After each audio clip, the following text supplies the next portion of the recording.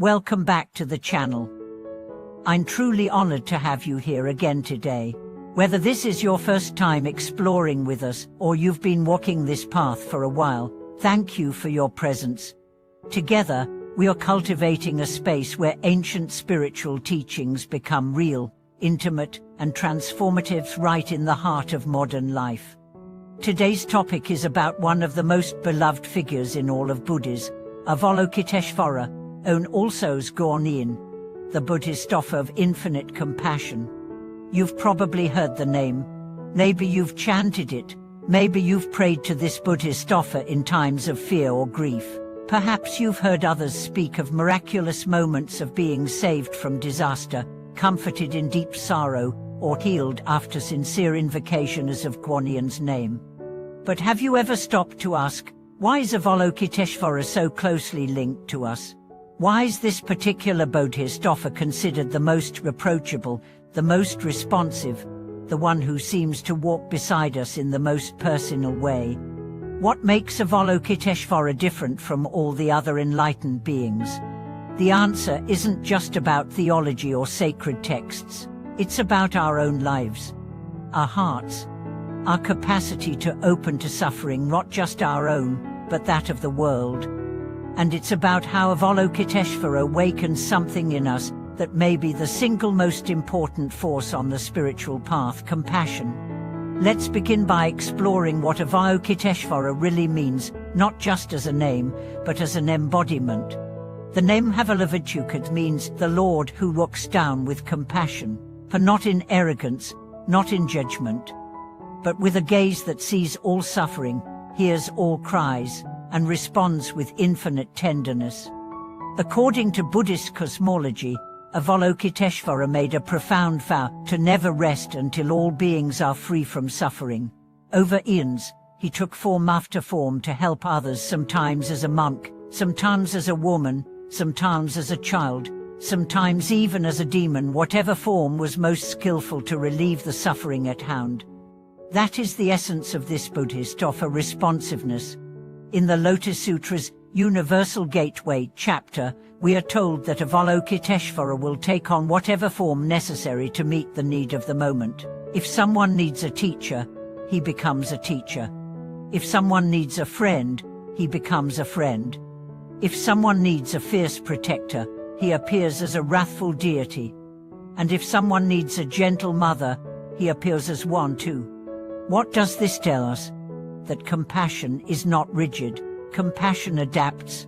Compassion listens. Compassion doesn't insist on being right. It insists on being present. And that's why Avalokiteshvara is so close to us, because he mirrors our truest potential. Let me ask you something. Have you ever found yourself holding a crying child, feeling that ache in your chest that makes you want to do anything to take away their pain? That's Avalokiteshvara. Have you ever heard someone sobbing on the other side of the wall and instinctively paused, heart cracked open, feeling their sorrow as if it were your own? That's Avalokiteshvara. Have you ever seen an animal suffering and without thinking, bent down to comfort them? That's Avalokiteshvara. You see, he's not just a deity out there somewhere in the cosmos. He's a living presence inside each of us. And when we access that part of ourselves, not just with sentiment, but with wisdom and action, we are literally embodying the vow of Avalokiteshvara. But then why do we forget? Because the world is noisy, because suffering is constant, because sometimes our hearts get tired, and because, at some point, we begin to believe that compassion is too weak to survive in a harsh world. That's where the practice comes in. Invoking Avalokiteshvara is not about begging for miracles. It's about remembering who we are. Every time you chant the name Wamo Guanxi in PUSA, you are not just calling out to a divine being. You are activating the seed of compassion within your own being. You are saying, let me remember to care. Let me not turn away. Let me be a vessel of love in this suffering world. And that is why miracles happen. Because when compassion is awakened, the entire universe responds. Let me share a story. A young woman once told me about the darkest night of her life. She had lost her job, her partner had left her, and she was facing a frightening diagnosis. One night, she stood at a bridge, ready to end it all. As she stood there, crying, she suddenly heard a voice, not loud, not external, but clear, "Call my name." She had never practiced Buddhism. She didn't even know who the voice belonged to. But somehow, she whispered, "Guanyin," and something shifted. The tears didn't stop, the pain didn't vanish, but she felt a warmth in her chest, a sense that someone was with her, that she was not alone, that she could step back from the edge. That night didn't fix her life, but it saved it. And years later, she became a practitioner, not because she was seeking salvation, but because she had already tasted it. This is the mystery of Avalokiteshvara, not that he solves our problems, but that he transforms how we meet them. When you invoke his name sincerely, you may still lose your job, you may still face illness, but you won't face it alone. Your heart will stay soft, your mind will stay clear, and you will move through suffering without becoming bitter or broken. That is the real miracle. And now, you might ask, how can I form a deeper relationship with Avalokiteshvara? Here's what I suggest. Begin with daily invocation. Even 1 minute a day, sit quietly. Place a small image or statue in front of you, light a candle.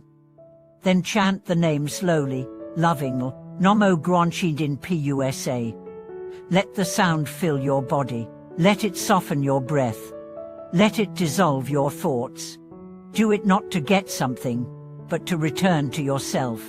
Second, read the Universal Gateway chapter of the Lotus Sutra. Read it not as mythology, but as poetry that reveals the nature of reality. See how every description is a metaphor for how compassion operates in our world. Third, act. Every day, do one thing that embodies Avalokiteshvara. Help someone in silence. Forgive someone who hurt you. Hold space for someone who's grieving. Protect an animal. Feed someone who's hungry. Do it without needing thanks. Do it without fanfare. And finally, remember this. You are never separate from Avalokiteshvara.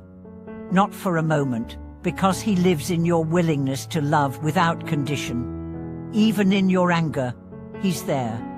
Even in your doubt, he's there. Even when you feel you've failed, he's there gently reminding you that the only failure is forgetting to care. So when you're lost, call his name. When you're joyful, call his name. When you're ashamed, call his name. Not because he needs to hear it, but because you need to remember it. The path of compassion is not easy. It requires strength, courage, and endless forgiveness. But it is the path that brings us closest to the truth of who we are. Thank you so much for watching this video. If you've ever felt the presence of Avalokiteshvara in your life, or if today's message opened your heart in a new way, please share your story in the comments below. We learn from each other. We heal together. And don't forget to like, subscribe, and share this message with someone who may need to remember that they are never, ever alone.